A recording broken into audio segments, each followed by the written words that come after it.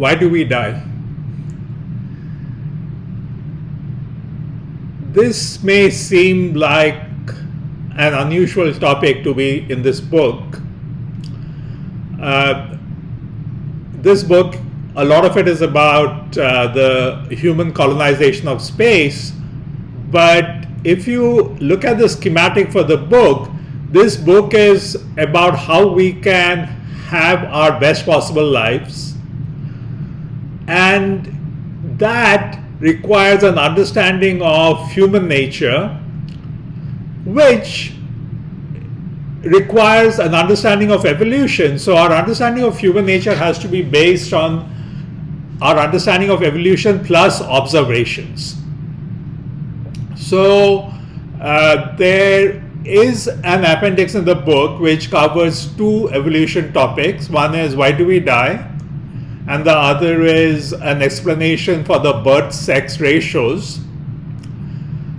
And these topics essentially show how evolution can explain many things that we observe about humans. So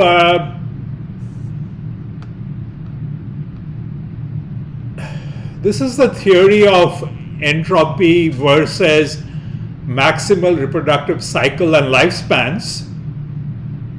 This is a paper which actually I wrote back sometime in around 1990, and it was based on an observation that the giant tortoise, which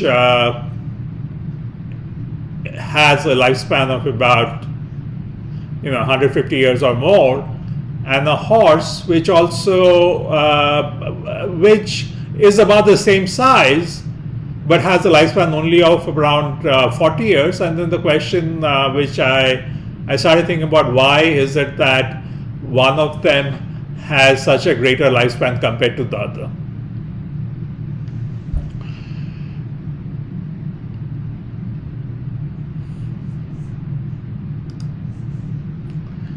So the answer I came up with has to do with entropy. And entropy is the enemy of continuation of life. The universe continually moves from a state of lower probability to a state of higher probability in an irreversible process. So this is a probabilistic, you can say, probabilistic law. And if you look at life shows a very high degree of organization. So we would expect that increasing entropy means that this organization should disintegrate.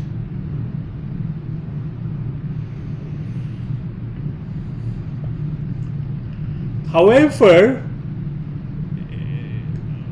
there is a method by which life continues in spite of entropy increasing.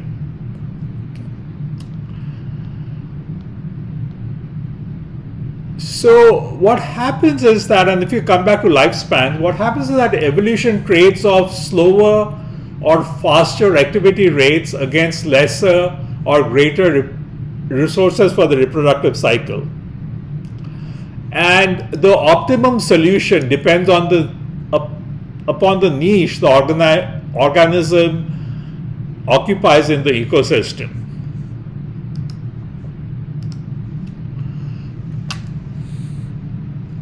So this theory is actually backed by multiple observations from the real world, such as the relation between lifespans and activity rates for different animals, between lifespans and brain size, and something which I call a two-speed organism, Elysia marginata. And these organisms are able to regrow an entirely new body from just their heads.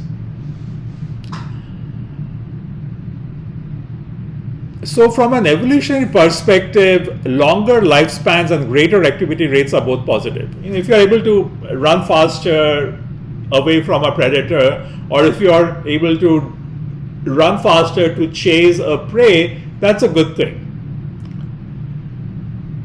However, a longer lifespan is also a good thing, because it gives the organism more time to reproduce, and if the organism is belongs to a species where they nurture their young, then it gives the organism more time to nurture the young, and so on.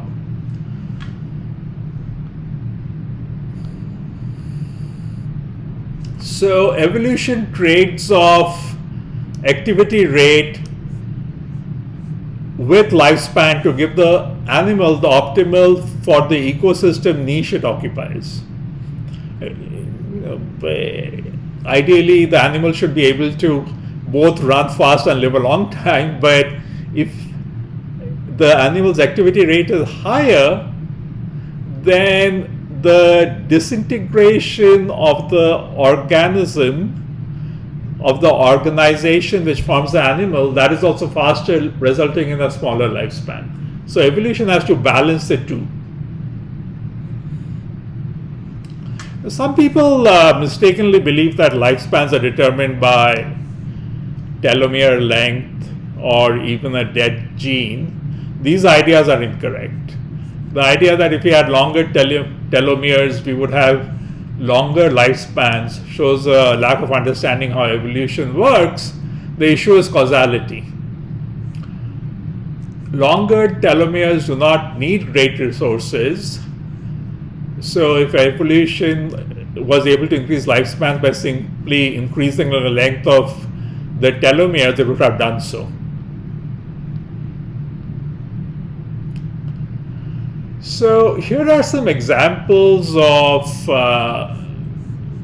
the trade-off between activity rate and lifespan. So the giant tortoise lives for about, some of them have lived for about 200 years. Their average weight is about 250 kilograms, about half that of a horse that lives only 25 to 30 years. Typically, larger animals live longer, they need more time to mature, etc. But so how does a giant tortoise live that long? Well, a giant tortoise lives that long because it has a defense that a horse does not possess. It has a very thick defensive shell. Because it has this defensive shell, it reduces the need to be, for the tortoise to be able to run fast. And therefore, it reduces the benefit of having a high activity rate. So, evolution gives the tortoise a low activity rate and a longer lifespan compared to a horse. Similarly, other animals that have the opportunity for static defenses exhibit longer lifespans. The maximum reported lifespans of some of these are spiny anteater, 50 years, freshwater mussels, 100 years, and so on. Quite dramatically, the queen termite, which barely moves, lives 30 years and gives birth to worker and soldier termites, which scurry around, always working or defending. And these worker and soldier termites only live for about a year or two, even though they are very closely related to the queen termites. But the queen termite sits there, doesn't move, can get away with a much lower activity rate, whereas the worker and soldier termites, which have to constantly move about, they need a high activity rate. A high activity rate is good for the work that they do. So evolution gives them a high activity rate and therefore a lower lifespan. Now, of course, when you come to plants, the activity rate can be even lesser. And you have the giant sequoia, for example, does not move around, lives in cooler climates, and if the climate is cooler, that also helps in reducing the rate of disintegration, and they live for thousands of years. And of course, I'm not suggesting that you should just kind of go and lie down and just try to reduce your activity rate and think that you'll get a longer lifespan. No, that won't happen. Our bodies have been designed for a certain activity rate. Reducing that rate may initially increase our lifespan, but further reductions will simply result in organ malfunctions and a reduced lifespan.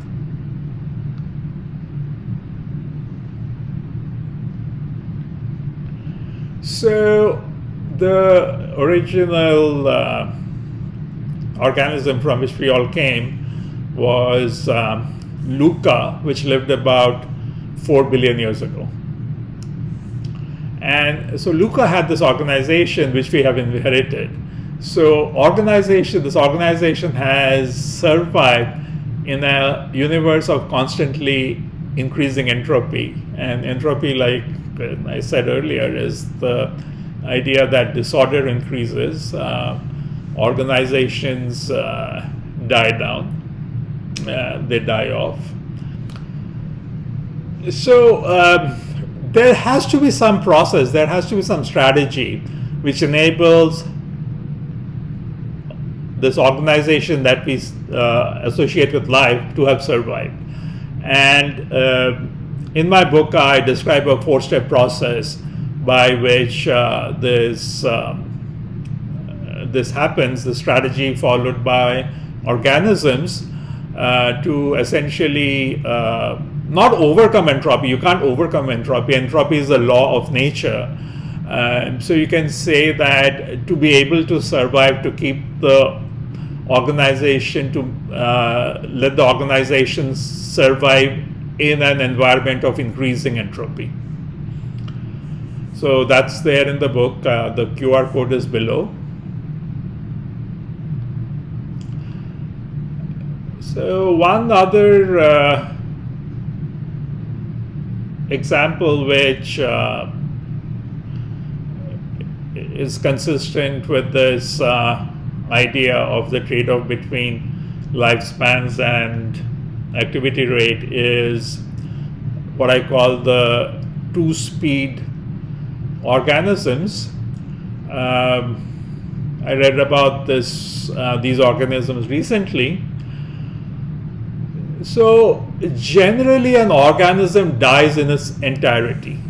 If we have like many different systems in our body, we have the muscular system, the digestive system, and so on. So when one of them dies, the entire we will die. And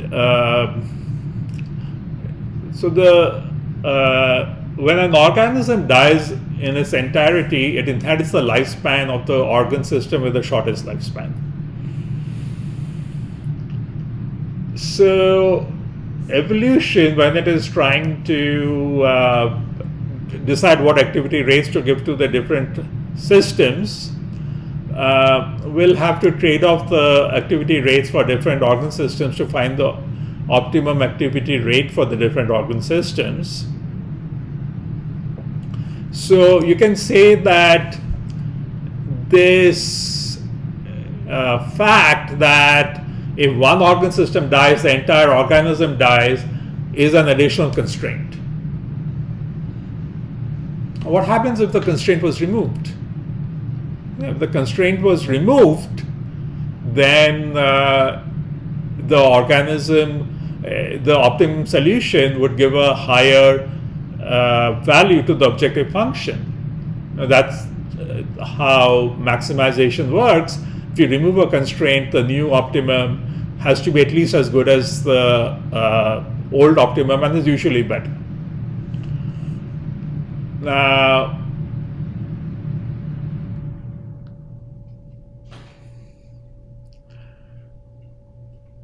there are these Sarcoglossan sea slugs and these can shed and regenerate their main body. So here you have an organism with different parts, and you can actually give different activity rates, because the main body, when it dies, the organism doesn't die. The head regrows the main body again. So I call this a two-speed organism. Why two-speed? Because the main body can have a certain activity rate which causes it to die sooner, but the head has a lower activity rate which allows the organism to continue, and the head just regrows the main body. So the testable prediction of this hypothesis, that's why you have a two-speed organism, is that other organisms with similar characteristics that do not grow their main body will show a lower activity rate for the main body. A two-speed organism can give a higher activity rate for the main body and let that main body die faster than the head, because the main body can be regrown. However, if you have a similar organism without this ability to regrow the main body, then that organism will be constrained. The lifespan of the organism will be constrained by the lifespan of the main body, and therefore it should have a lower activity rate, the main body. And this can be tested. I don't know if anybody's tested it. Somebody should.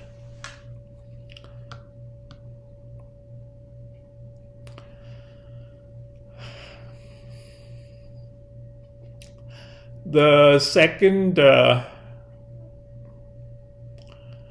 evolution article that I discuss is on birth-sex ratios, and I will not cover that in this video.